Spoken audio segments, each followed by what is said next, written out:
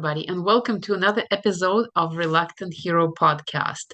The purpose of this podcast has been a way for me to share inspiration with others. I interview guests on this show and ask them what has been their perception of what the reluctant hero is like for them and what has been their reluctance that they have solved so that you listener by hearing those stories can possibly apply it to yourself and find an inspiration to break out of your own reluctance. And on this episode I have a guest with me, Lee. I will let him introduce himself, but he is a pretty interesting individual and we'll get into it more in this podcast. So Lee, please tell us a little bit about yourself. Yeah, my name is Lee Nugent. I'm from Louisiana. However, for the past 2 years, I've called Florida home. My wife and I, we started investing in real estate in 2015. Prior to that, it was a series of just job after job after job after job. And then found real estate. Real estate went really well. We started investing with $6,000. And over the years since then, coming up 9 years now, it's grown into a number of businesses, which include rental properties. I provide private money lending, hard money lending. We flip houses. I do coaching, consulting on a selective basis, and a few other things tied to real estate, including owning a brokerage, being licensed in 2 states. And to date, I'm over 500 transactions in real estate. Wow, that is amazing. What a journey. And so, obviously, for anybody who's interested in real estate, Lee would be your guy. And it's funny that this morning I actually heard a question from somebody who said, if you were all of a sudden given $3 million and you had to spend them right away, what would you do without thinking? And so the first thought came to mind is, of course, invest in real estate. That would be the simplest, the most easiest way. Yeah, So, absolutely. and so my question to you is, what is reluctant hero means to you in the light of your own journey moving from career and jobs into the real estate and personal business and all of that? What does reluctant hero means for you? I think reluctant hero means finally realizing and stepping into your own power. Quite simply, whenever I was younger, I didn't do much because there wasn't much expected of me. And, I think you and I, we spoke about this. I grew up in a household that even though both of my parents worked, they worked really hard for us. They didn't have the financial literacy to really get ahead or even get into middle class. There were times we didn't have electricity. There were times I had to go hunting with my father at night so that we would have food the next day. And I mean, and looking at me, you tell probably haven't missed too many meals.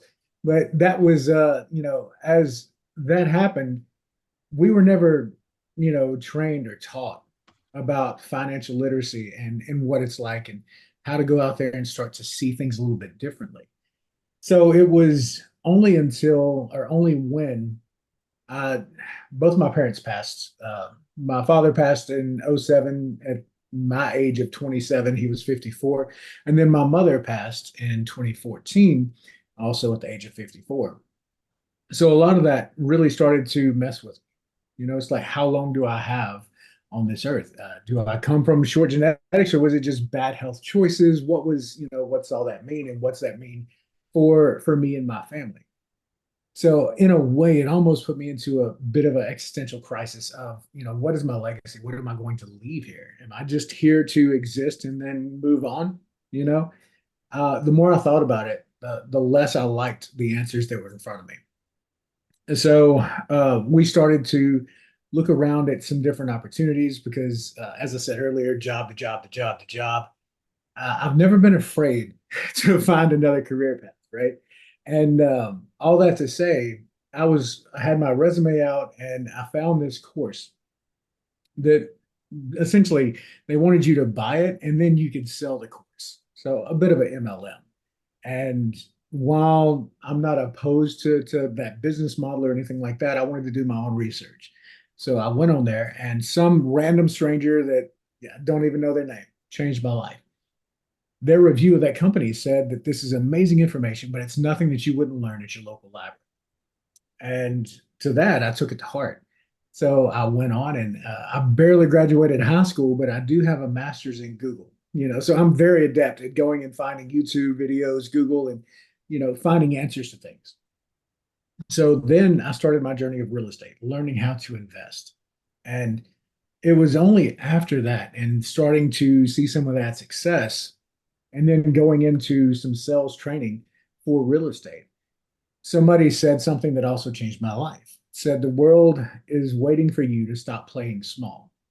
And that probably surmises the reluctant hero journey, right?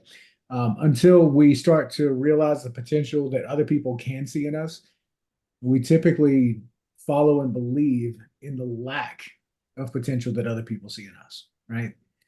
So that's why or when the change really started to occur for me, and I started to have bigger goals, bigger aspirations, and go for the bigger play. Wow, that is quite a definition. And I like how you said that if nothing much is expected of us, then we won't go as far. And I think it also goes as far as if we don't expect much from ourselves, combined with lack of knowledge, combined with lack of resourcefulness, that will result in a downward spiral and living small. That's right. And it's so easy to stay in this small box that people put you in because it's comfortable, it's familiar. So whenever you do start to open that box and you start to step out into the world, it's scary. And a lot of people, they'll get out there and they'll have that small taste and then they just rush back into that comfort because, people, rather than pursuing pleasure, they move away from pain. And that pain of new experiences, growth, well, that's scary. So they want to move away from that. They want to stay within those confines that they're adjusted to. It's not that they want to work for some company that's not going to appreciate them, and that if something happens, they'll have their job posted that afternoon. I don't know anybody that wants to work in those environments, but it's the comfort that it provides. And only whenever they look down the road and see towards the end of their life and visualize that company giving them a gold watch and a pat on the back and saying, thank you for 30 years, only then do they really start to say, maybe this isn't for me. So, just my take That, on it. yes, and that doesn't even really exist anymore. I don't think there are any companies left that can provide that environment for 30 years where No, somebody can stay and then get a gold watch. That model has been out of the window in the last few years. yeah, And everybody has been pushed to express in their full potential in the best way that they can because the times demand it. And I like to go philosophical about this because the life is about our growth and our expansion, and our brains do not want us to do that. That's kind of the key thing. We have these brains, they're great for acquiring information, great for putting things together in our mind, but they're not great for living in that expansive state of new opportunities and coming out of the comfort zone. So it's exactly what it is that keeps people stuck in their small mindedness and stuck in their boxes because they listen to what their brain is saying. And yeah. at this time, I don't think we have luxury to stay small anymore.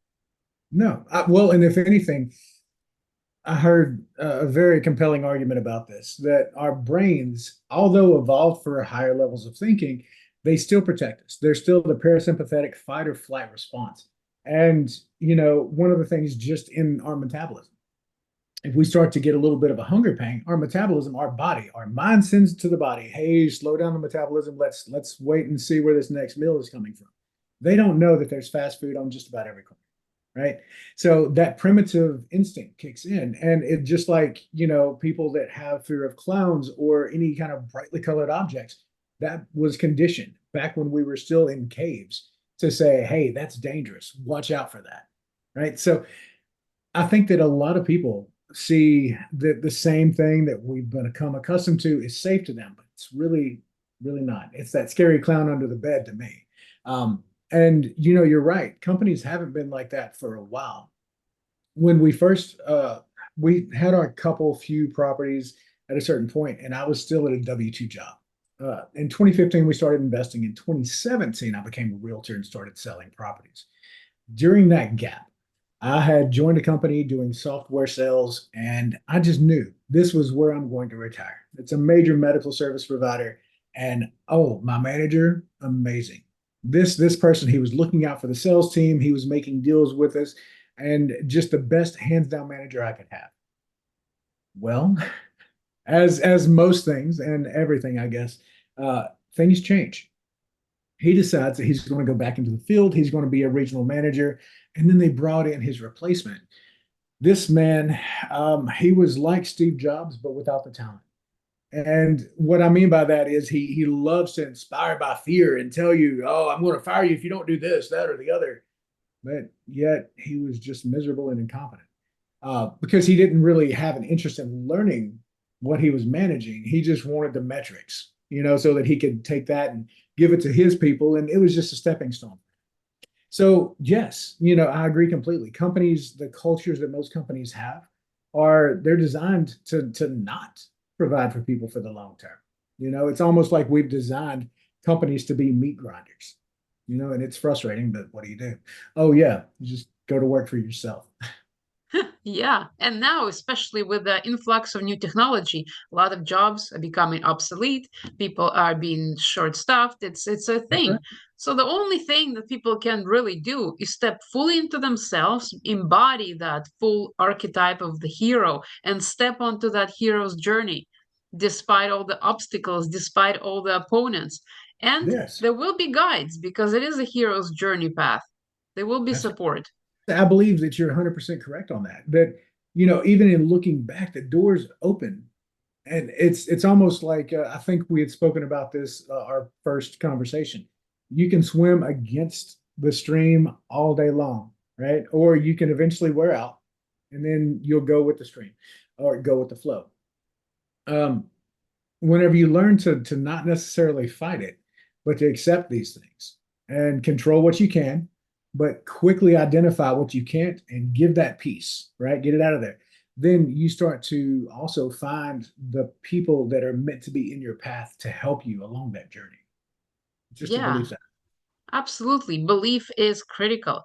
And so I'm curious, what has been your hero's journey like in terms of obstacles? What kind of things did you have to overcome on your Yeah. way from there to here? A lot of it was, well, let's be honest, a lot of it was a sense of self-worth, because like I said, there wasn't really a lot that was expected of me as a child. As a matter of fact, I can still recall one of my uncles. He had mentioned at one point, and kids, they hear, they remember. But I remember him saying that kid will never amount to anything, referring to me. And, you know, my fault was that I listened to those things. And one of the biggest things about my journey was learning to reprogram and recondition my thought process towards who I am, to realize that no, I am worth being in every room that I'm in. I used to have that imposter syndrome of, wow, I'm in a room with people that have ultra high net worth. Oh, what am I doing here? When I first started teaching how to invest in real estate, I also had imposter syndrome. What qualifies me to go out here and do these things, right? And once I started to get the coaching through that and start to see what I have to offer people is valuable, then you start to step into your power a little bit more. And then it opens the door to do it bigger and bigger. And that's where it started, and I can look back and correlate this to where different steps along our investment path, along our business development and everything else, it all changed after I changed. So once I expanded myself, my mindset, only then did my business grow to accommodate that. So you have to really understand that your businesses, your interests, they will only grow to the extent in which you can contain them. So the more you grow your world, the better you can contain these things.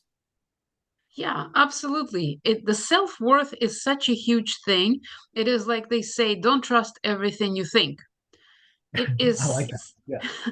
we have all kinds of thoughts and ideas that are floating around us. We pick them up, we hear them, and then we integrate them into ourselves without really validating if they're useful or not. And we live like that for a whole bunch of years until we realize, well, these beliefs don't serve me anymore. Why am I still thinking that way? But it's not easy to shift out of those beliefs. It's just No. something to be aware of, that even though somebody might realize that they have all this patterns and beliefs in a way, it's not necessarily going to be easy or fast to shift out of, but it is possible. And there are Yes. like stages that I have noticed people go through.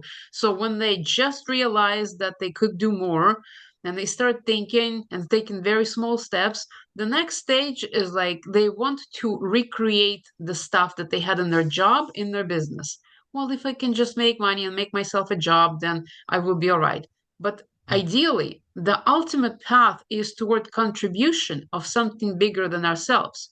So I wonder if you have experienced that, where you went through these stages of just wanting to survive and then realizing that you had so much more to give to the world. Yes. So a number of things. We were just at a fundraising gala Saturday evening, and the gentleman that invited us to sit at the table, he's been instrumental in my success down here in my move to Florida. Because when I moved here, the only people that were here is my wife's sister, brother, nieces, and nephew. So had no sphere whatsoever to really speak of, right? And I'm coming down here to start a business and sell real estate again. I'm going to buy properties, flip houses, and it was like hitting a wall. So all that to say, in meeting with this gentleman, I'm seeing more and more of this around me now. People that live abundantly, and having that spirit of kindness and generosity about them. So although I've had that for a while, and I've really bought into it that abundance comes when you give abundantly, and really realizing that by truly surrounding myself around the people that also embody that, did it really take hold. And if I'm sorry if I go off on this tangent, but could you reiterate that last little part so that I could actually tie down and get back to my point? I apologize. Yeah, no worries. It's all good. My question was, what was it like for you to realize that you have much bigger potential to give and to contribute Yeah. beyond All right. survival? So, yeah. So a lot of that really was whenever I started giving small. And then I was stressed, or not stressed, but stretched to give more and then more and more. It really, again, kind of helped me reinforce the fact that and again, for your audience, I don't know what your belief systems are, or anything like that. I respect whatever it is that you believe in. But one principle that I live by is to people that much have been given, much will be expected. So with that, my wife and I, we love to support local charities and do these things.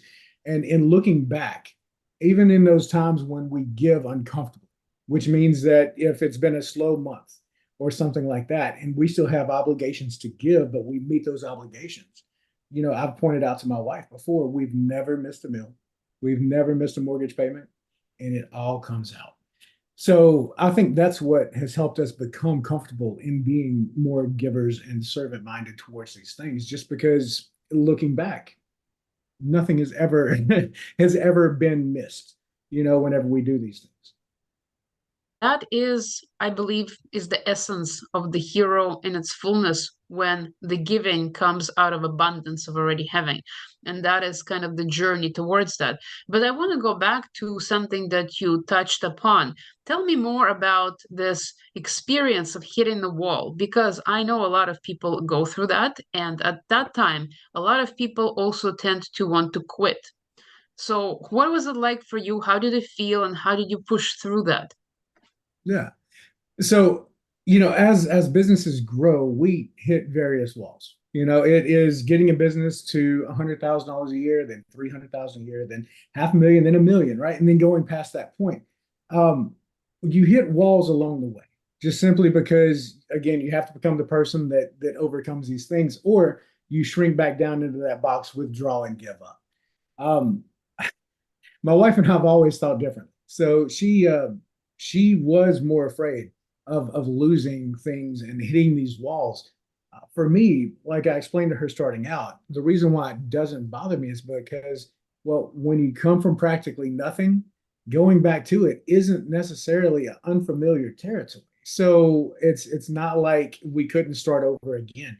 So that fear wasn't really there for me, but I will say that I can identify the walls in business along the way.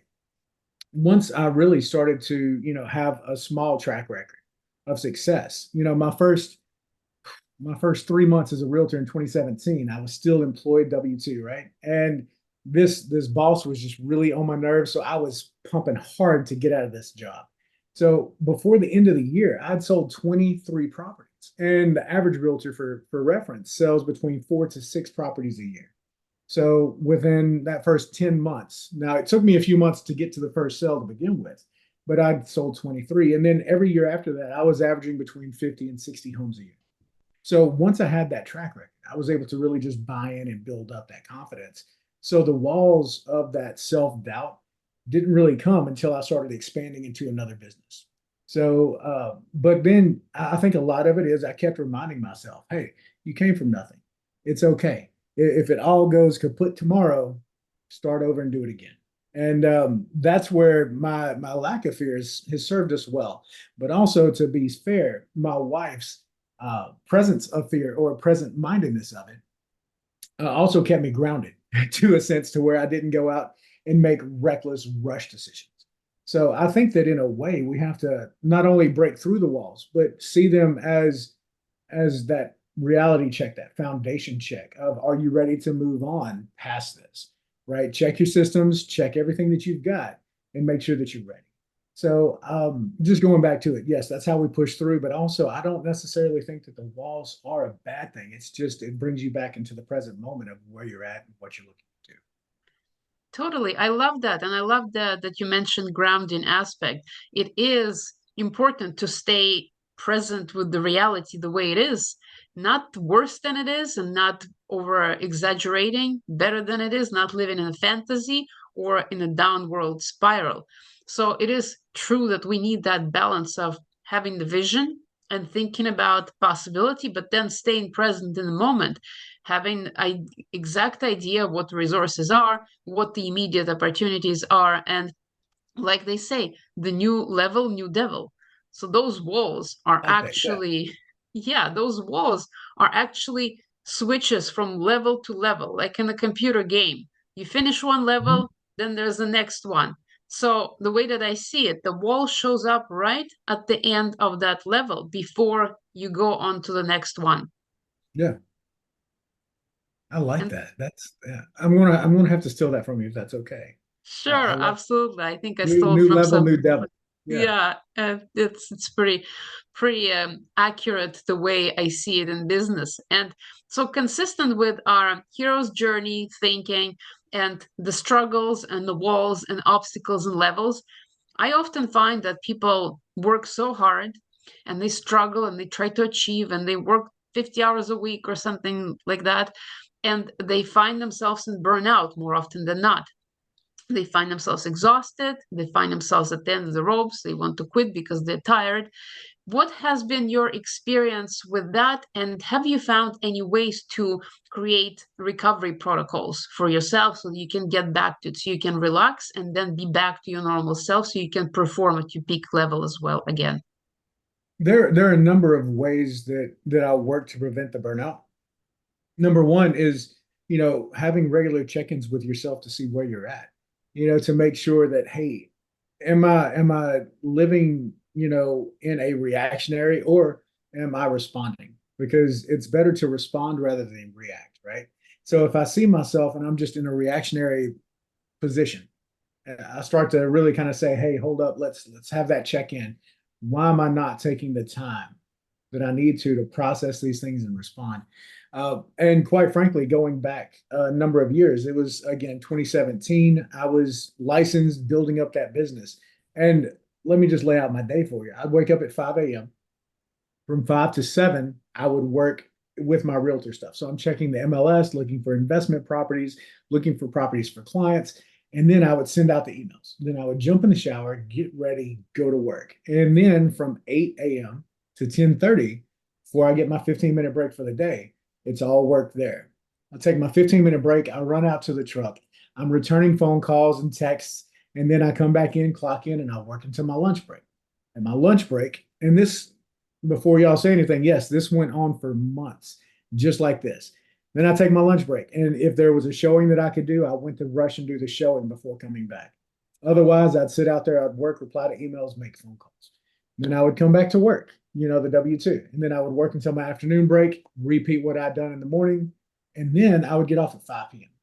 5 p.m. Now I'm out showing houses, looking at properties, seeing what I can do. Generally, I'm dragging home about 8:30 or 9 o'clock that night, spend an hour with my wife, and then I get ready, I go to bed, wake up and do it again. That, while physically I didn't feel burnout, my relationship was suffering horribly.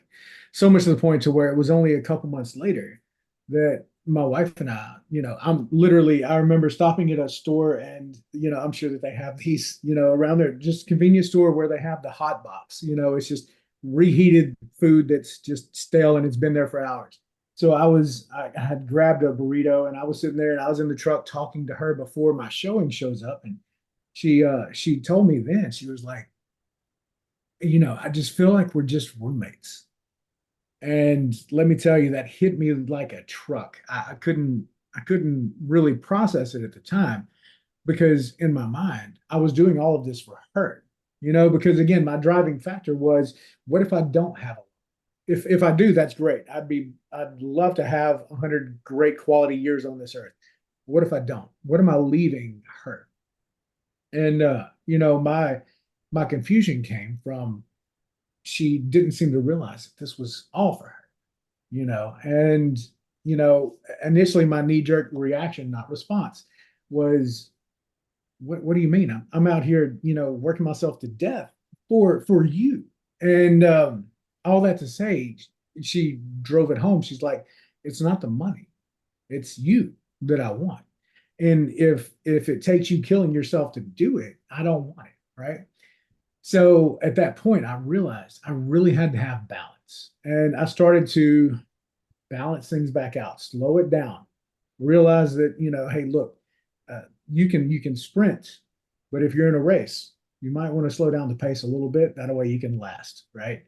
And there are times, like if I take on a new project or if I'm advising somebody's business, I do get that tunnel vision sometimes. And well, I'll be honest, I really throw myself into it because I treat my clients as if I would me.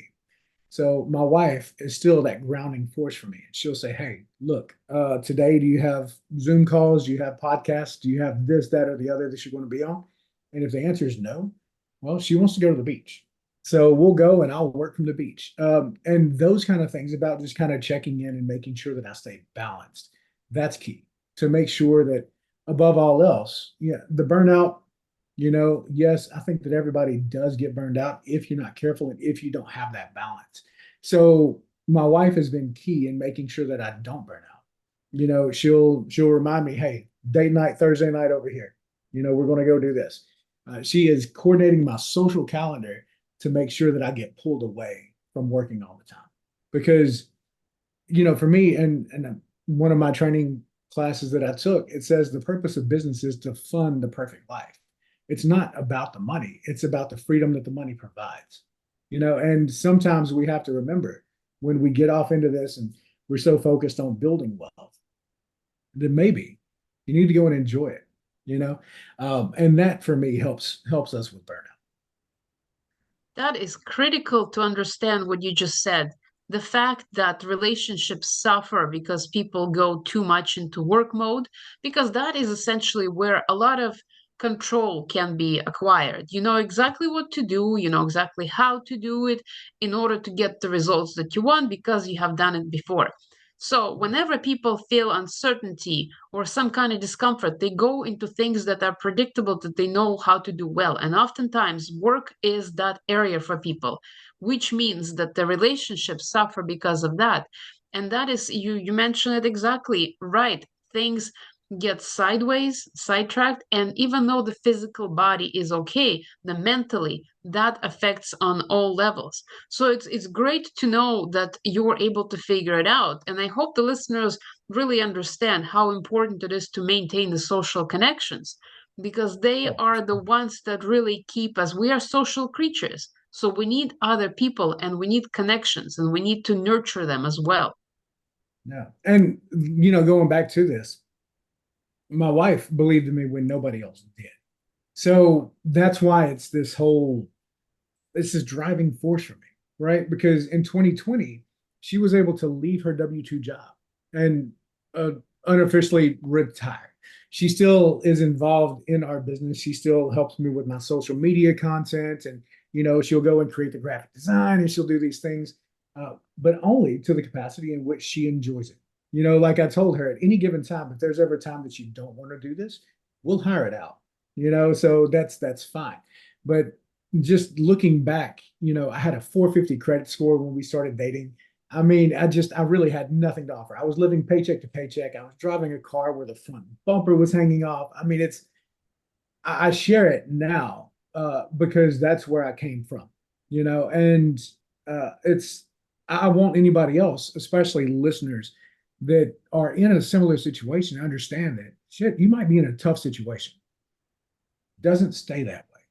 Things get better, you know, and they tend to get better when you take action to make them better. Don't just sit around waiting for it to get better because it eventually will or it won't. But whenever you take the right action and take steps, it does improve. I like So, you that you brought it up, the action, because we can sit and envision and think and dream and meditate all day long. But it's only in a moment of action that the universe actually conspires with us and helps us either move us in the right direction or reorder things around. But it requires the movement on our part. yeah, I can give you a perfect example from just a few months ago. My wife and I resolved to start going to more real estate conferences because, again, we are social creatures and I need to move in that space to grow in that space, right? Just like if I was, a professional clown, I would go to clown conventions, but the real estate's my thing. So this is where we're at. And in that, I took the action to stand up and ask a question on the main stage and everything else. And on one of the breaks, we're walking back from break, and I feel a tap on my shoulder. Look over, and it's this guy. His name is Sam. And Sam says, "Hey, you're from Louisiana, right?" I'm like, "Yeah, yeah." He said, "Well, me too. I'm down in Baton Rouge." And anyway, we hit it off. We start talking, and he's like, I want to be more of a private money lender, and I heard you had mentioned something like that. I said, "Yeah, happy to talk to you about it. Let's set up a call after the convention." So, long story short, about a week later, we're on a call, and the past year has been really great for my private money lending business, to where I loan money to real estate investors, small business owners, so that they can, fix any outstanding receivables or acquire properties, things like that. Well, I meet up with Sam, and the demand that had been coming in on my business was outpacing my ability to lend. So Sam comes in and he's like, "You know what? I'd like to start lending." I said, "All right, well, why don't we do this?" And we worked out an agreement. And to date, he's funded a little over $1 million in loans for me just from going out there and being available and taking the action to go into the environment where the people are, right? And then the universe conspired to help me because now it's brought in another $1 million in funding that I've been able to put out and put to work on the street so that he's getting a great return. I'm getting a good return for my involvement. And it's really interesting. Like you said, the universe conspires in our favor when we take action. Wow, that is an incredible story. And I hope it really drives the point for people that you have to get out of your comfort zone, go to places where people are, even if you don't feel comfortable speaking to them, even if you don't feel like your self-worth is quite there at the level that you think it should be, should oh is also kind of a hindrance if we think things should be the certain way. I should be Yes. somewhere where I'm not, or I should be this way and I'm not.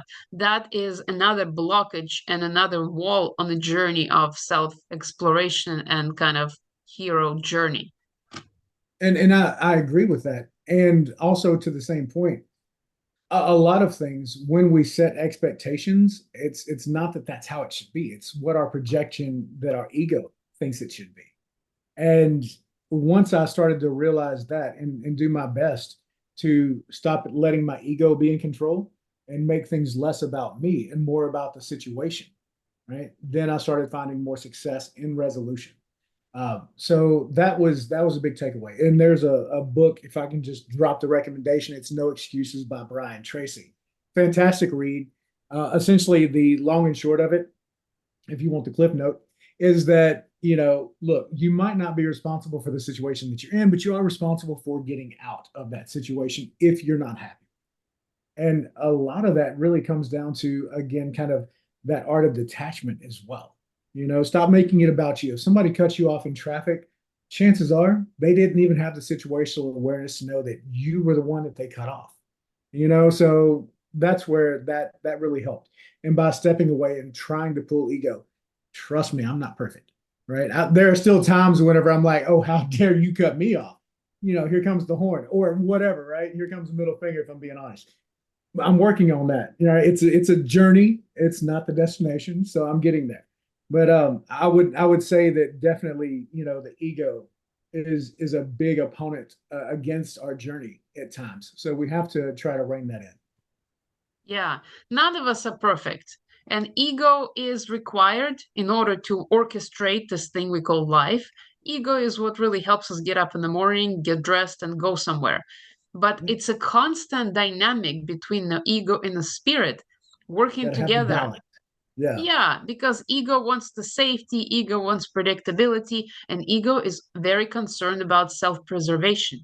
But we know that we're meant for bigger things. So it's always kind of convincing your own ego to lay back a little bit and think about something other than yourself for a moment Yeah. until you can go back. It's a balance, it's a dynamic that we have to kind of acknowledge as we're progressing on our journey. And it totally, sometimes some people are completely in their ego and they don't realize it. And if you don't know what you don't know, well, hopefully you can glimpse some kind of hints out there presented to you by life, by universe, as a Mhm. feedback to change. And we always get the feedback. And it comes to mind, the saying, when you know better, you do better. So just like what you had spoken about, it's only once we're aware of it that we start to make a change if it's important to us. Otherwise you might be aware and you just keep on doing what you were doing. But for the most part, when you know better, you do Yeah, and that's exactly why I kind of started this podcast because I want people to know that there's more out there for them to know. There's more for them to know themselves, and yes, they can do that. There's an opportunity, and there are plenty of stories of other people who have done it. So it just goes to show that we just need to keep the mind open, hear the universe when it sends us the feedback, and take action. It's pretty straightforward, and we have to keep the ego in check. And so it's simple but not easy. Yeah, it's almost like, being a cat in a room full of rocking chairs, right? You have to watch where you set your tail, you know. Yeah, I like that. And so, of all the things we already discussed that are super valuable, is there any specific message that you want listeners to hear from this entire conversation? Without getting like choked up and emotional about it. I would say that the biggest thing for any listener, if I was talking back to myself, especially 9 years ago, whenever I'm getting ready to start, I would say your past doesn't define your future because I was a superb C- student in high school, right? I went to college for all of 2 semesters, and even then, I took electives. So there wasn't really a lot special about me, other than I knew that I desired more. But quite simply, then whenever I started to take that action, the imposter syndrome kicked in. But going back and just really being concise about it, your past doesn't define your future. It's only your present actions that will start to shape that future. So if you're facing imposter syndrome or if you feel stuck, let me tell you, Google is an amazing tool. Type in the question and say, "Hey, I feel stuck here. How can I move forward?" And it might not be the Bible that you need to follow for that next step, but it's going to give you a framework that you can start to conceptualize and move within. But the main thing is to realize that no matter where you're at in your journey, you're enough to start, right? You are good enough to start today and to take that action. And only by telling myself that as I went through and started these different businesses, right now I'm playing at a depth with other fund managers. Again, C minus student in high school. I'm out here at my initial raise. I'm going to raise 10 million to start, 100 million to capital my first fund. And those are lofty ambitions. These are things that people from Ivy League schools do, right? So I had to face that imposter syndrome even now. But all that to say, go back, realize that you are enough. You can move into the future that you want. Simply take action. That's a beautiful message. Your past does not define your future. You are always recreating yourself anew in every moment and every day. Like a good book from Neil Donald Walsh says that in every moment we're always becoming something more and something new. So that is critical to remember on this journey of life. When things get tough, when we don't know what to go, what to do, where to go, how to break through, that is essentially just stay present and believe that you can do better and you have everything within you already that is required. That is the biggest thing. Comparing ourselves is so easy. Oh, this person has done that in this amount of time, and I'm not there yet. It is the biggest hindrance. But everybody is on their own journey. Everybody has their own lessons to learn and their experience to acquire. So, comparison would be the most detrimental thing, which then brings the low self worth, which brings then that fear of not being enough, and Yeah. all those things. So there's that saying, comparison is the thief of joy. If you go into an ice cream studio or ice cream parlor and you come out and you've got that single scoop of vanilla and you're just enjoying it and you're like, yes, this is amazing. And then you see somebody come out with that triple scoop, right? It's got the chocolate, the strawberry, the vanilla, and then it's got all the toppings. And now all of a sudden your little vanilla cone doesn't taste so good. It's because you're comparing yourself to that other person. Now, another thing is don't compare your step one to somebody else's step five. Just because they're at a different level, it doesn't mean that they didn't start where you started. So, again, keep these things in mind whenever you see somebody else that is living a life that you might want or that are doing things that you might want to achieve. It didn't start that way. They didn't just wake up and do it, right? They had to put in the time, they had to put in the grind. You do the same, you'll receive the same. If you do more, you'll receive more. Yeah, that is so true. There is no other really more clear way to describe what not to do in this journey. And absolutely, I hope listeners really get that things like that show up. And there's actually been a funny experiment done with people which really highlights our psychology. If somebody is playing a game with you and they give you $5 and you have to split it with another person, and you both get to keep certain money if the other person accepts the certain amount that you're willing to give them. And if the person does not accept, both people lose their money. Well, if it's not 50-50, the other person most of the times does not accept and both people lose. That's actually a great psychology piece because I don't remember the exact study, but I recall something about that, right? And it kind of came down to, giving abundantly and realizing that, if you give 50% or more, then chances are people are going to remember that because also we understand that people might not remember what we say to them, but they will remember how we make them feel. So whenever you come to somebody out of a moment of abundance, and it's not necessarily just financial resources, but whether it be, time or your connections, right, that make these things happen, the next thing you know, that's coming back to you because you gave abundantly. And it just really kind of starts this amazing chain reaction. So much to the point that with my investors that I work with, not that I'm trying to recruit, but it's more so showing that case in point that, I bring money to deals. I just did a deal with a contractor. He wanted to partner on a flip. We provided the purchase money of the house. He provided the cost of the refund or the rehab, the remodel. All that to say, we spent about 112, $113,000 on the house on the acquisition. He spent 75 on the remodel. We sold it for $250,000. And long story short, we split the profit 50-50, even though we had more exposure, right? Why would we do that? Well, it's because of the value that he brought. So, and also being abundant. Now he can't wait to go do another one because while we still received calculated at almost 30% return, he got almost 40%. So he is extremely happy, and good for him. It needs to be that way because I've learned over the years that that's how I want my team around me.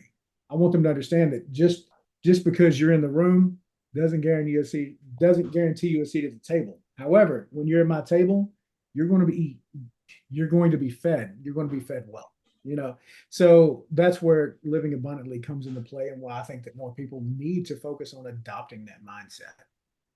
Absolutely. I love that.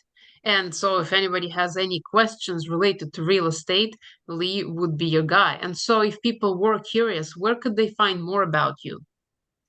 The best thing right now is to go to rewithlee.com. And on there, I even have yes, it'll ask you for your email address. So just be aware.